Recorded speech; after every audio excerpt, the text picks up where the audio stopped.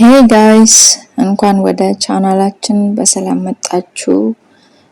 ብዙ ጊዜ በጣም በብዛት ራሳችን በጣም ያመናልና ዛሬ ለራስ ምታት እና ከፍተኛ የደም ግፊት ወይም የመገጣጠሚያ ህመም ሲያስቸግረን ሁሉ ጊዜ ወደ ፋርማሲ መሄድ የለብንም።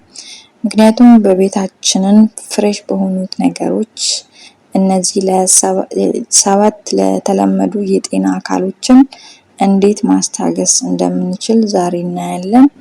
እስከመጨረሻ አብራችሁን ቆዩላችኋለሁ። አንደኛ ያው የታወቀ ነው። ሁላችንም በጣም ራሳችን ያመናል። ራሳችንን ሲያመን ወይ ፓናዶል ምናምን ነው የምንወጣው። ያንን ማድረግ የለብንም ማለት ነው።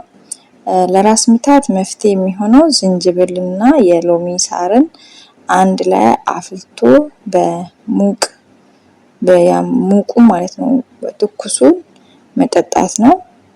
ይሄ ውህድ በጭንቅላታችን ውስጥ ያለውን የደም ዝውውርን በማስተካከል ህመሙን በፍጥነት ያቀለዋል ማለት ነው።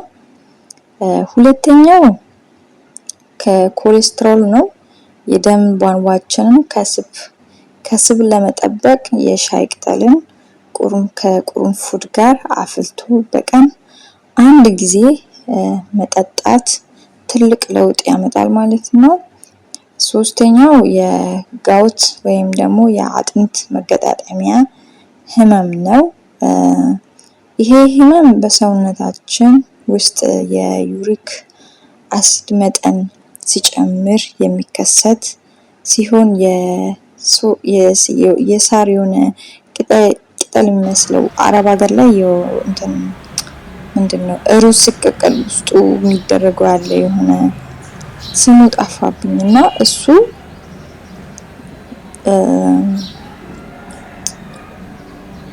አፍልተን ጠዋትና ማታ ብንጠጣ እብጠቱ እና ህመሙ በከፍተኛ ሁኔታ ይቀንሳል ማለት ነው።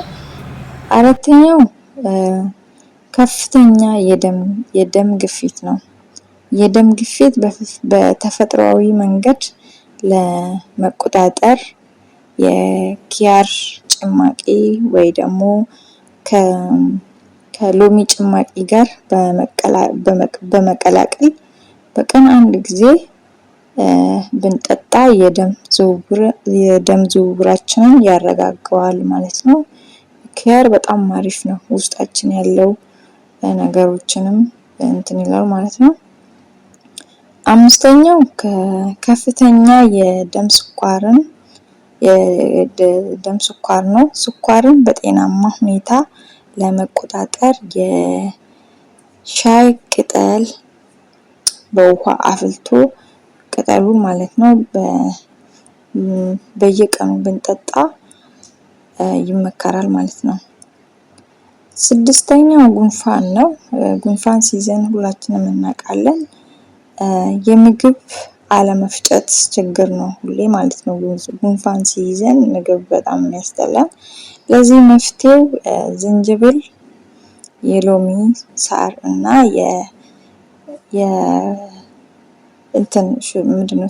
ማር ለዚህ የምግብ አለመፈጨት ችግር ነው። ለዚህ መፍትሄው ዝንጅብልና ማርን አንድ ላይ አፍልቶ ሙቁን መጠጣት ነው። ይሄ የጉሮሮ ህመምን ያስታግሳል፣ የምግብ መፍጨትንም ያፈጥናል ማለት ነው። ሰባተኛውና የመጨረሻው የሰውነታችን መገጣጠሚያ ህመም ነው። ለዚህ ደግሞ እርድ ፍሬሹን ማለት ነው እርድና ዝንጅብል አንድ ላይ አፍልቶ ማታ ማታ ከመተኛታችን በፊት መጠጣት አሪፍ የሚሰጥ እንቅልፍ እንዲኖረን የጡንቻ ህመምን ለማስታገስ ይረዳል ማለት ነው። ስላዳመጣችሁኝ ስላያችሁ አመሰግናለሁ። ቪዲዮዬን ላይክ፣ ኮሜንት እና ሰብስክራይብ አድርጉ። አመሰግናለሁ። ጤና ይስጥልን።